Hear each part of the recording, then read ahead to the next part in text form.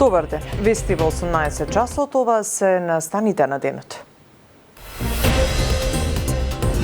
Платени убиства, изнуда, трговија со дрога. Жртва на Скопското подземје и лице кое ги предало обвинетите за масакрот кај Смилковци. Стојанче Ангелов од ЦУК се сели во дирекцијата за заштита и спасување. Прв приоритет – обединување на двете институции. Жестока работа, нешто што го планираме и овде. Азир Алиу чека зелено светло од Мицкоски за наследник на Таравари. Според Вреди и програмер може да биде добар менаџер. Азир Алиу мислам дека е добар и најдобар предлог за таа позиција.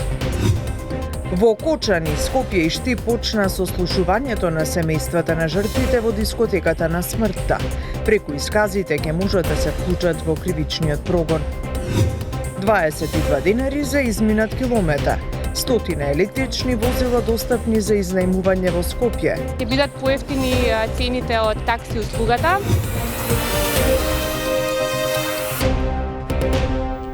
Припадници на 3 криминални банди од Скопското подземје седнуваат на обвинителна клупа.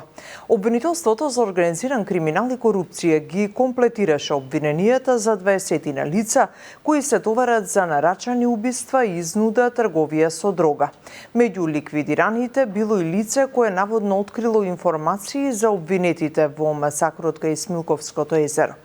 Во делот за трговија со дрога опфатена и групата на Раде Трајковски Штекли. Маја Стојановска за ова. 7 убиства, меѓу кои жртви кои не биле директна цел, изнуди, одмазди и трговија со дрога. Основното јавно обвинителство за гонење на организиран криминал и корупција поднесе 2 обвиненија до кривичниот суд за 20 на лица од 3 криминални групи од Скопското подземје. Меѓу обиените било и лица кое наводно на институциите им предало информации за двајца обвинети за масакрот кај Смилковско езеро, од кој едниот осуден, а другиот пребегнат во Косово. Првото обвинение опфаќа криминална банда од 2 координирани групи, кои најчесто извршувале нарачани убиства од различни мотиви. Осумничените се товарат и за злосторничко здружување, изнуда, како и тешки дела против општата сигурност. Обвинителен акт е поднесен за вкупно 9 лица членови на овие групи, од кои 6 се во бегство. Најстарото убиство е од 2014 година. Првата група, позната како Беланоца Барон, нарачува и извршува со логистика 4 убиства, од кои едното е двојно убиство. Познати се убиствата кај Шишабар и убиството во Ханиоти. Втората група има 3 убиства. Координирани се и од затвор, што е посебен пораз за нашиот систем. Дополнително, криминалните групи вршеле и изнуди, палеле објекти и возила. Главниот мотив и цел на убиствата било да се ослабне моќта на сопарните групи. Второто обвинение е против криминалната група на Раде Трајковски Штекли, која се занимавала со неовластена продажба на дрога на територијата на Скопје. Станува збор за група од 17-мина, најголем дел млади лица, а дел од дрогата ја криеле закупувајќи на државно земјиште во јавна собственост. Дрогата била откриена при обидот за бегство на Штекли на почетокот на годината, кога тој беше и уапсен. Обвинителен акт е поднесен против 10 лица, додека со 7 склучена спогодба за затворски казни од 3 до 5 години. Групата била јасно структурирана и имала строго дефинирани улоги меѓу членовите, од набавка и складирање до пакување, транспорт и продажба на дрогата. Парите од продажбата се предавале на првообвинетиот, кој како награда дел од парите им давал на останатите обвинети. Членовите на групата користеле мрежа на препродавачи и посредници, од кои 7 опфатени во овој предмет, ја признаа вината и се спогодија со обвинителството. Обвинителот во случајот очекува долга судска постапка поради обемниот доказан материјал. Предметот се работел 1 година, а се користеле предистражни мерки во координација и соработка со МВР. На обвинетите им се ставаат на товар кривични дела извршени во периодот од 2020 до 2024 година.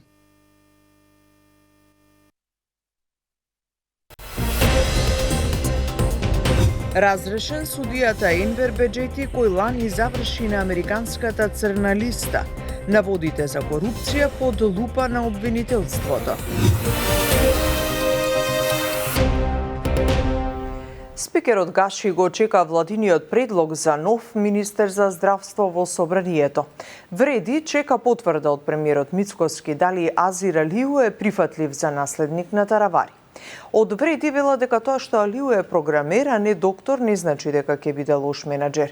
Уверуваат дека владачкото мнозинство е стабилно. За ова Сања Трајковска Ставров. Премиерот Христијан Мицкоски се уште не одлучил дали ќе го прифати предлогот од Вреди Азир Алиу, поранешниот министер за информатичко општество во претходната влада на СДСМ и ДУИ, сега да биде нов министер за здравство. Од владата за Канал 5 потврдуваат дека разговорите и консултациите се во тек, а повторуваат оти здравството е во личен фокус на премиерот. Во врска со вашето прашање, ви посочувам дека здравството како ресор е еден од врвните приоритети и личен фокус на председателот на владата. Штом завршат разговорите по прашањето што е предмет на ваш интерес, навремено и транспарентно ќе ги соопштиме деталите за јавноста. Иако не е лекар, Азир Алиу е најдобар предлог за министер за здравство, бидејќи е добар менаџер, смета вице-премиерот и министер за животна средина Изет Меджити. Според него, Алиу добро го познава системот и може да придонесе за подобро управување на здравствениот сектор. Не мора, мислам, министер треба да биде добар менаџер кој што го познава системот, кој што може да придонесе, значи, за подобро управување на тој ресор. И имало примери и во минатото и сега, значи Азир Алиу мислам дека е добар и најдобар предлог за таа позиција. Вистина. Откако ќе има конечна одлука и предлогот ќе се достави до собранието, на првата наредна седница ќе се стави на дневен ред, вели председателот на Законодавниот дом Африм Гаши. И по закон и по деловник предлогот доаѓа од владата, премиерот треба да предложи нов министер. Кога ќе дојде на дневен ред предлогот, веднаш во собрание ќе биде доставен до сите пратеници и ќе ја ставиме на првата наредна седница, штом ќе дојде предлогот. Инаку, сметајќи од 2006 година наваму, во Министерството за здравство имало дури 9 смени на министри, а сега наред треба да дојде и 10-тиот, откако Арбен Таравари објави дека заминува во опозиција. Во последниве 20 години најдолг мандат како министер имаше Никола Тодоров, кој беше единствениот што раководеше со секторот здравство, а по професија не е лекар. Доколку биде избран, Алиу ќе биде вториот. Тој по професија е доктор по информатички науки од Скопскиот УКИМ. Претходно од февруари 2023 до февруари 2024 година како кадар на Алијансата за албанците беше министер за информатичко општество, а по превирањата во партијата одлучи заедно со вице-премиерот Арбен Фетај да остане дел од владата. До вчерашниот прв човек на Центарот за управување со кризи Стојанче Ангелов од денеска е презема дирекцијата за заштита и спасување, чиј досегашен директор е осомничен за трагедијата во Кочани и е во домашен притвор. Ангелов најавува дека ќе работи на спојување на ЦУК и ДЗС во една институција. Тој денеска му ја предаде директорската функција во ЦУК на Мухамед Али. Јорданчо Цветановски. Македонија во моментов нема ниту еден ер-трактор во функција и ДЗС се наоѓа во катастрофална состојба. Ова го кажа новиот директор на дирекцијата за заштита и спасување Стојанче Ангелов, кој доаѓа на местото на Џева Целами, кој е во домашен притвор во истрагата за пожарот во Кочани. Ангелов кажа дека сите ер-трактори кои ги има земјава се на сервис, но верува дека тие ќе бидат достапни со почетокот на летото, кога беснеат силни пожари. Покрај недостатокот на пилоти, постојат и проблеми со сервисот на ер-тракторите. Во овој момент се уште нема доволно потпишани договори со тимовите за брз одговор, вклучително и со тимовите за гасење на пожар на отворен простор. Недостасуваат сериозен број на соодветно образовани и обучени инспектори, но постојат и сомнежи околу исправноста на дозволите кои ги издава дирекцијата за заштита и спасување. Ангелов, како што информира, ќе работи на обединување на ЦУК и ДЗС во една институција, како стратешка заложба на владата за воспоставување на современ и функционален, интегриран систем за управување со кризи и заштита и спасување, кој ќе има соодветни капацитети да одговори на сите предизвици и ризици, целосно согласен со стандардите на ЕУ и НАТО. жестока работа, нешто што го планирам и овде. Мојот фокус како нов директор на ДЗС е конкретно формирањето на нова институција од двете постоечки. Институција која што ќе ги обедини функциите на постоечките две институции. Додека морам да укажам, целиот систем е далеку погломазен, затоа што летно време, кога беснеат пожарите, ние ги користиме хеликоптерите на полицијата, хеликоптерите на армијата, користиме полицајци и војници од специјалните единици или од другите единици. На местото на Стојан Чангелов во ЦУК дојде кадар на вреди Мухамед Али, кој претходно работел токму во дирекцијата за заштита и спасување. По примопредавањето на функцијата, Ангелов порача дека верува дека за Али ќе биде тешко да го наследи неговото работно темпо, но исто така верува дека тој ќе даде се од себе за успешно менаџирање со кризите. Иако досега се искористени половина од достапните средства, банките не откриваат кои фирми добиле средства од унгарскиот кредит. Од Развојната банка се правдаат дека пречка бил законот за банки. Иако каматата кон Унгарија од речиси 100 милиони евра во следните 15 години ќе ја плаќаат сите граѓани преку буџетот. Сандра Спасовска. Ниту банките, ниту Развојната банка на Македонија не откриваат кои фирми добија пари од унгарскиот заем. До сега, според официјалните информации, искористени се пола од достапните средства, односно 125,8 милиони евра. Како поволни кредити ги добиле 470 компании, од кои најголем дел се мали фирми, 269, 113 средни, 60 големи и 28 микрокомпании. Но нивните имиња остануваат непознати, иако основната камата за овие пари ќе ја плаќаат сите граѓани преку буџетот. Од Развојната банка како пречка го наведуваат законот за банки. Информациите кои се бараат од Развојна банка се информации со кои банката се стекнала при вршење на банкарски и други активности за поединечни лица. Истите согласно законот за банките, член 111 и член 112, представуваат банкарска тајна, која банката е должна да ја заштити и чува. Велат од Развојната банка. Единствено познати се дејностите за кои ќе се користат кредитите. Најголем дел од парите се за инвестиции во градежништвото, 48% или околу 60 милиони евра, 40% или околу 45 милиони евра се за инвестиции во опрема, а останатите 13% или околу 20 милиони евра се кредити за обновливи извори на енергија и за инвестиции во транспортни средства. По кои критериуми биле делени парите, исто така останува нејасно, но од Развојната банка велат дека од информациите што ги имаат од банките, сите што ги исполнувале условите, проектите им биле одобрени. Деловните банки најчесто ги наведуваат следните ситуации кои одстапуваат од дозволената рамка. Кредитот се бара од физичко лице, не постои бизнис план инвестиционен проект. Кредитобарателот не нуди 20% сопствено учество. Истиот има лоша кредитна историја. Кредитот се бара за обртни средства. 250 милиони евра од унгарскиот кредит се достапни за компаниите со камата од 1,95% кон банките, но основната камата од 3,25% кон Унгарија ќе ја плаќа државата, односно сите граѓани. Според пресметките, доколку парите се искористат во целост годишно за овие кредити ќе се плаќа камата од 8,1 милион евра, односно околу 100 милиони евра за целиот период на исплата, кој истекува во 2039 година.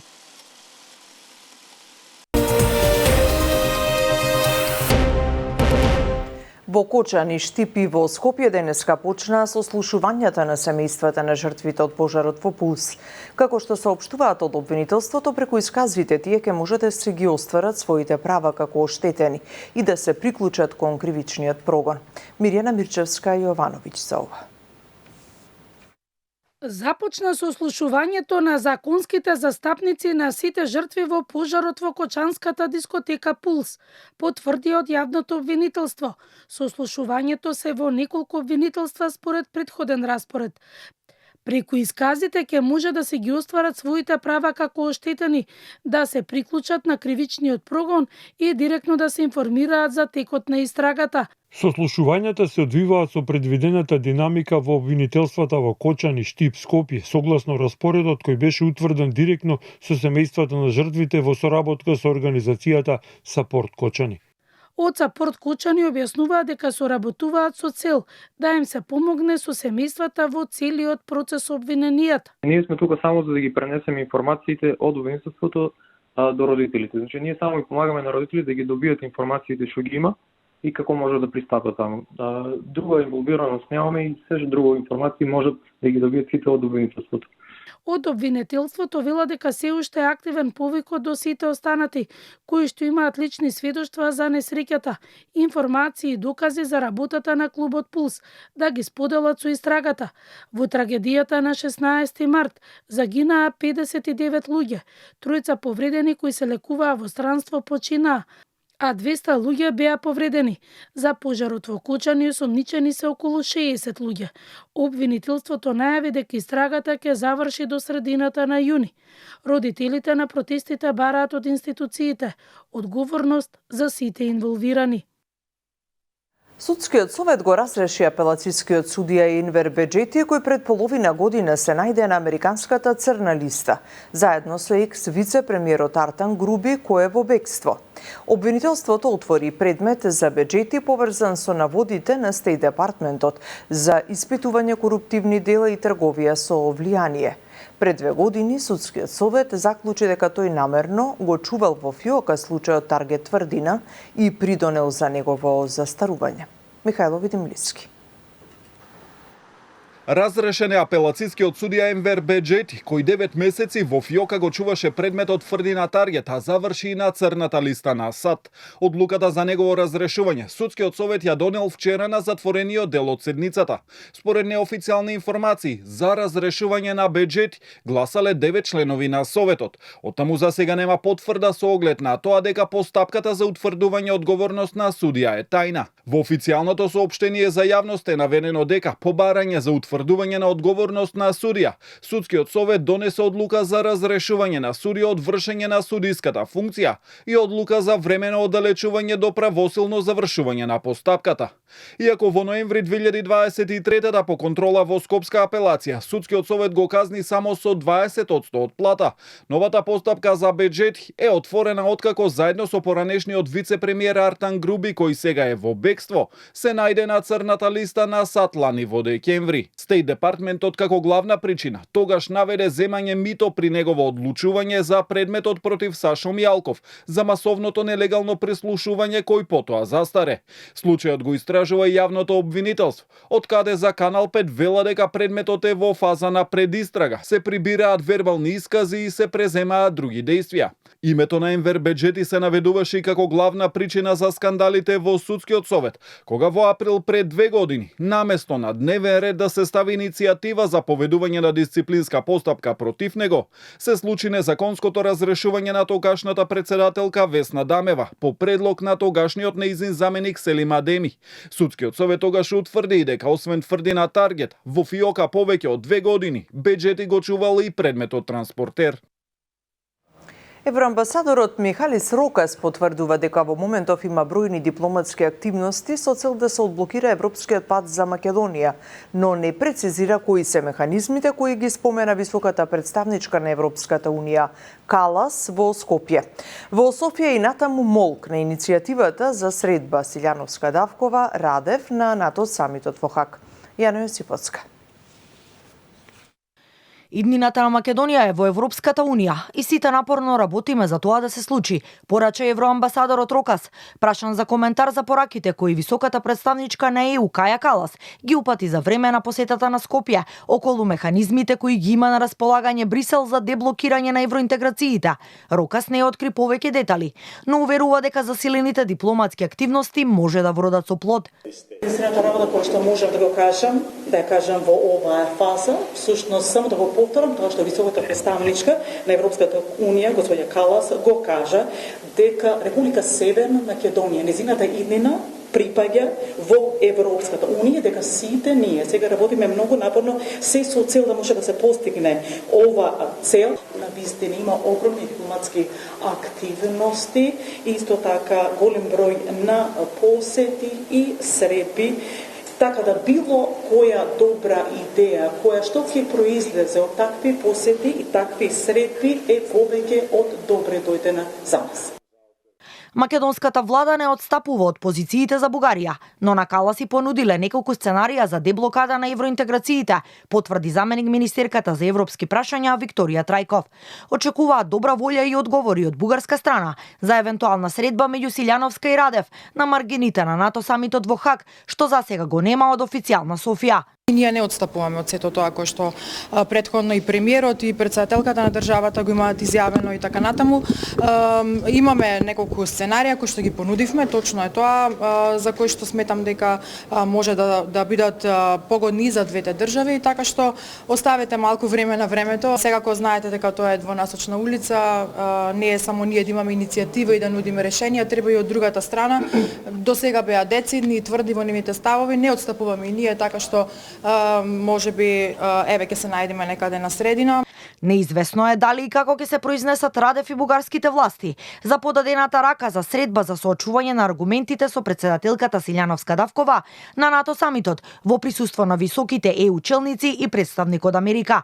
Оваа иницијатива беше соопштена на пресконференцијата меѓу Мицкоски и Калас пред неколку денови. Извори од македонското МНР брифираат дека се во постојана комуникација со Брисел за ова прашање, но нема никакви рокови до кога официјална Софија треба да даде повратен одговор. Од СДСМ велат дека ја посетиле адресата каде што била регистрирана една од фирмите која добила тендер вреден 4 милиони евра од МВР и дека таму немало никаква трага од компанијата. Прашуваат дали фирмата која може да спроведе сериозна јавна набавка имала фиктивно седиште. Тошковски е фатен, жив во голем скандал и мора да одговори. Како е можно една компанија без капацитети, без историја, без вработени да добие тендер во МВР вреден 4 милиони евра за униформи? Ова не е обичен тендерски скандал. Ова се основани сомнежи за системска корупција која оди директно до самиот врв на власта. СДСМ бара итна истрага од јавното обвинителство и поништување на овој скандалозен тендер. Парите на граѓаните не се за партиски бизнис сделки на министрите од ВМРО ДПМН. Од ВМРО ДПМН пак го обвинуваат лидерот на СДСМ Филипче дека по изјавата дека не се чувствува виновен за случајот онкологија, докажал дека е човек за кој граѓаните биле неважни, туку дека бил важен профитот и бизнисот. Филипче вчера докажа дека е човек без грам морал и етика. Филипче потврди дека е човек кој не чувствува вина за случајот онкологија. Филипче докажа дека е човек за кој граѓаните се неважни, туку важен е само профитот и бизнисот. После сите случувања и трагедии кои ја потресоа државата, очекувавме барем малку човечност во Филипче, да се извини пред граѓаните и да си замине од политичката сцена. Но тој тоа не го направи и продолжува да глуми дека е безгрешен. Иако за една деценија се вложени околу 8,5 милиони евра, дигитализацијата на матичните книги се уште останува незавршен процес. Државниот завод за ревизија откри сериозни пропусти во процесот, а генералната оценка е дека голем број граѓани се уште добиваат изводи издадени со помош на машина за пишување. За ова Елизабета Дамјановска-Спасеновска. И покрај тоа што дигитализацијата на матичните книги започна пред повеќе од една деценија и во неа се вложени над 520 милиони динари или 8,5 милиони евра, Државниот завод за ревизија укажува дека се уште не е завршена дигитализацијата на матичните книги. Скенирани се 52% од записите во матичните книги, а внесени во електронскиот матичен регистар се 49% од записите. Ваквиот степен на реализација, според ДЗР, не овозможува поедноставување и забрзување на услугите за граѓаните, ниту пак доведува до подобрување на квалитетот на податоците што ги користат надлежните институции, согласно своите законски надлежности. Според државниот ревизор Зоран Ристовски, системските слабости се најголемиот проблем. Според пресметките на ревизорите, за внесување на податоците во електронскиот систем се ангажирани 286 лица, кои ако би имале по 100 внесувања на ден во матичниот регистар, за една година би биле внесени 4 милиони записи, а и матичарите во подрачните единици имаат ваква обврска. Околу 8,5 милиони евра се вложени во целиот систем. Никој не може да каже дали е тоа малку или многу ако се гледаат ефектите врз основа на што граѓаните ќе добијат подобри услуги. Имаме проблем во делот на реализација на процесот. Значи, парите се пари, меѓутоа ако нема ефект од вложените средства, тогаш проблемот е на другата страна. Во Македонија, кај нас, многу малку се користат тие електронски услуги. Вториот момент е документите кои што ќе ги добиете по електронски пат, многу малку можете негде да ги употребите за вашите потреби пред администрацијата. Констатирано е дека управата се уште нема спроведено попис на матичните книги по матични подрачја. Дел од книгите се оштетени, а дел од архивската граѓа од трајна вредност веќе не може да се користи за потврдување на запишаните податоци. Анализата на податоците покажува дека 92% од електронските изводи се издаваат во Скопје, додека во поголемите градови како Прилеп, Битола, Охрид и Тетово бројот на издадените изводи е значително помал. Во помалите и рурални средини, како Гевгелија, Делчево и Пехчево, употребата на електронските услуги е речиси занемарлива. Во Скопје од денеска може да се изнаеми електрично возило. На располагање првично се ставени 100 електрични возила, чие изнаемување ќе чини 22 денари за километар. Со овакво возило денеска пред владата пристигна вице-премиерот Меджити и министерката за енергетика Сања Божиновска. Здравко Димитров со деталите.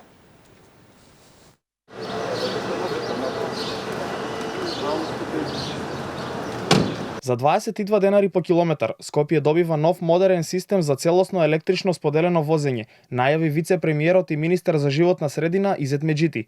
Според него значително ќе се намали бројот на возила во градот, бидејќи според светските стандарди едно возило заменува 10 до 15 приватни возила. Го промовираме овој проект бидејќи сите ние имаме придобивки од истиот. Тој е првиот целосно електричен систем за споделување возила во Македонија, вклучувајќи развиена техничка инфраструктура, како и повеќе кратни еколошки, социјални и економски придобивки за државата. Како што кажа министерката за енергетика Сања Божиновска, веќе има 100 возила, но се очекува бројката на возила во следните 2 до 3 години значително да порасне. Моментално има 100 возила и тие 100 возила ќе може да се паркираат во повеќе објекти. Ние ќе работиме повеќе, односно тоа што најмногу ќе е потребно на сите жители. Се надевам дека ова е само почеток, ќе има повеќе од 100 возила. Ќе бидат поевтини цените од такси услугата. Се работи на лоцирање на повеќе паркинг локации. Се надевам ќе бидат и на универзитетите. Веќе од денес возилата ќе бидат на располагање. Освен во Скопје, најавено е дека ќе има вакви возила и во други градови ширум земјата. Граѓаните веќе од денес ќе може да ги изнајмуваат возилата преку апликации кои може да се симнат од интернет. Ги завршуваме вестите, останете со Канал 5, проследете го најновото издание на Самовистина, ние се гледаме во вечерните вести. Пријатно.